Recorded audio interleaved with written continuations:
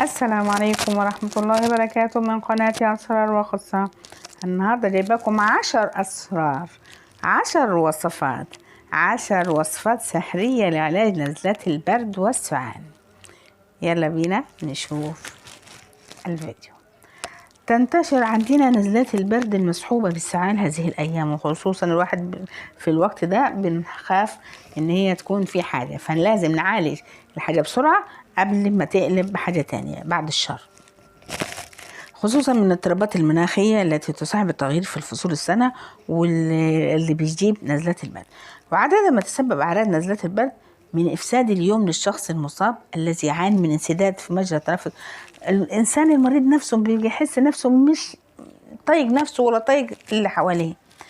بننصح تعالج نزلات البرد بسرعة من بدايتها قبل أن تتراكم وتطور إلى مرض شديد بعد الشر برضه. وبحسب تقرير اللي احنا أخذناها جايبها لكم 10 وصفات لنزلات البرد والسعال. أول وصفة عندنا الشعير، الكراوية، سوري معلش، الكراوية دي تتميز حبوب الكراوية بخصائص دوائية عليها، حيث تساعد على علاج السعال وتحسن من أداء جهاز التنفس. الكراوية حلوة خالص. عشان كده يبقى ناخد مشروب الكراوية في اليوم عشان يعالج نزلات البرد. بتغليها وتاخديها مشروب، يعني تاخد المية وتحط فيها وتسيبيها وتغطيها عشان توصل ليها الفايدة بتاعتها. وبعد كده بعد فترة يا ريت السكر مفيش، لو محتاجين تعملوا حلوا بالعسل او ما تكتروش السكر، او السكر تاخدوا السكر البني ما يبقاش الابيض. تاني وصفة او تاني سر عندنا من المطبخ لعلاج السعال هو الريحان. الريحان بيساعد، نبات الريحان ده بيساعد على تخفيف نزلات البرد والسعال. وعارفين ان الورق بتاع الريحان بيدخل في صناعات عديدة من الأدوية اللي بيعالجوا بيها السعال والنزلات البرد. وفي البلغم، وتساعد أوراق الريحان في تنقية الشعب، بتعمل تنقية وبتصفي بتنظف الشعب الهوائية. وبنغليها برضو زي بعض أوراق نبات الريحان وتضيفها وشرابها، حيث سيشعر المريض براحة سريعة، كما إنه فعال في تخفيف التهاب الحلق.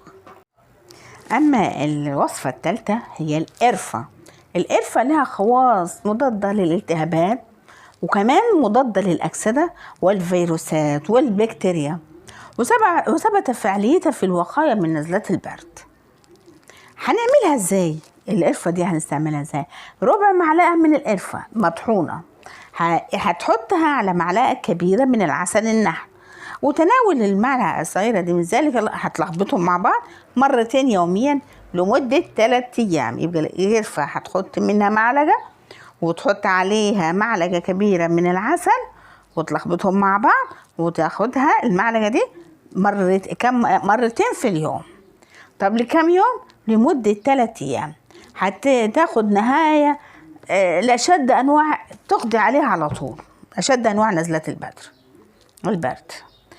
أما الصفة الرابعة هو التوم بيساعد في تقوية جهاز المناعة الجسم، ويساعد على محاربة نزلات البرد والسعال. فاحرص دائما على إضافة بعض فصوص التوم لأطباقك بصفة يومية. ماشي. الوصفة الخامسة وهو الزنجبيل.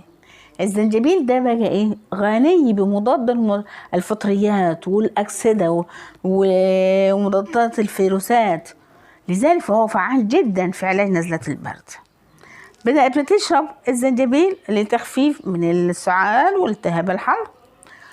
هنعمل شراب الزنجبيل المغلي وهنضيف إليه العسل والليمون. يبقى تعمل لك كوباية زنجبيل وهتضيف عليها عسل وليمون.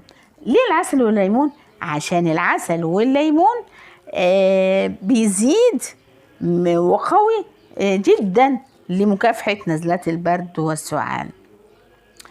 يلا بينا على العنصر السادس من المطبخ لعلاج نزلات البرد. البصل يخفف البصل من احتقان المجرى التنفسي المصاحب لنزلات البرد، سواء تم تناوله قطع الدم الواجب أو خطته في كشراب. اللي جاي بعد كده الفلفل الأسود.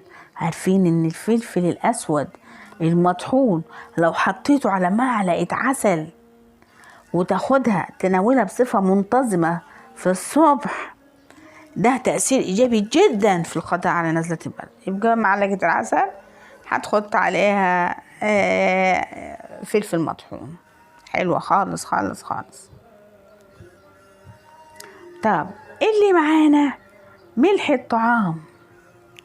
اللي بعد كده ملح الطعام ده بقى ايه؟ من النسائب قليلة الثمن، وهو رخيص جدا، بس مفعوله في العلاج من نزلات البرد ازاي؟ قوي. البرد والسعال والحاجات دي قوي جدا.